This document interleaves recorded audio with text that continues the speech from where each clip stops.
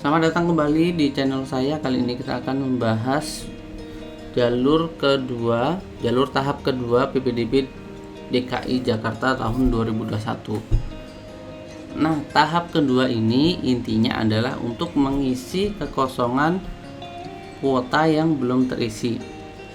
Nah, kuota ini berasal dari mana? Nanti kita akan bahas selengkapnya di sini.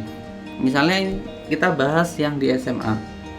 Di SMA ini ada yang namanya jalur pindah tugas orang tua dan anak guru. Nah, ini kadang tidak semua sekolah terisi. Kita lihat contoh ya. Kita lihat contoh misalnya di SMA Negeri 10.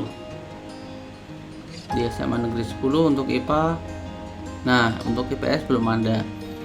Nah, ini nanti untuk mengisi kekosongan di jalur ini akan diikutkan ke tahap kedua, gitu ya, akan diikutkan ke tahap kedua.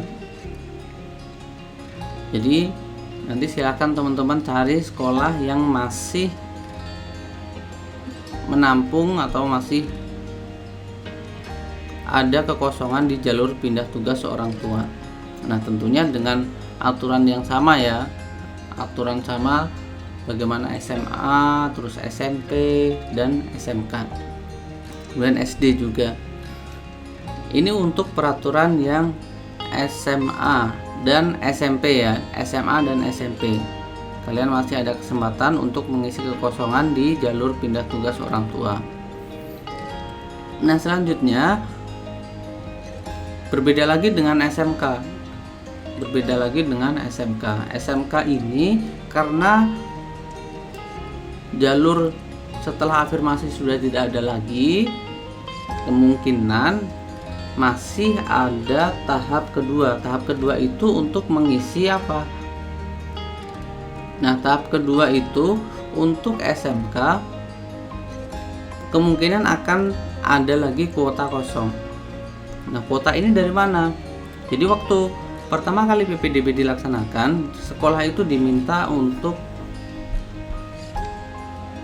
mengisi data prediksi tidak naik kelas. Jadi prediksi siswa tidak naik kelas akan diminta. Nah, akan dijadikan kuota PPDB. Nah, ketika prediksi tidak naik kelas itu berubah, misalnya ada SMK yang memprediksi siswa tidak naik kelas itu ada 7, misalnya ada 7. Ternyata karena sekarang sudah memasuki masa-masa kenaikan kelas, ternyata yang tidak naik kelas hanya 5 misalnya. Nah, sisa dari ini yaitu 2 ini akan dimasukkan ke jalur tahap kedua, akan dimasukkan ke sini.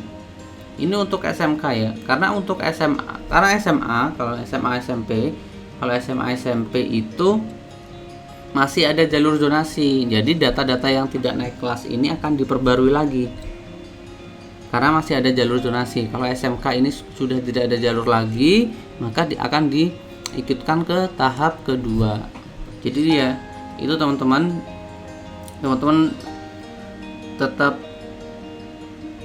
dipantau terus situs PPDB, jangan sampai nanti ketinggalan informasi. Nah, untuk tahap kedua ini akan dilaksanakan di tanggal 5 sampai 7 Juli. Kemudian lapor dirinya adalah di tanggal 8 sampai 9 Juli. Itu saja video tentang tahap kedua ini. Semoga teman-teman bermanfaat informasinya. Jangan lupa kalau teman-teman suka silahkan like, di share juga ke teman-teman lainnya supaya teman-teman lainnya tidak ketinggalan tentang tahap kedua. Terima kasih. Assalamualaikum warahmatullahi wabarakatuh.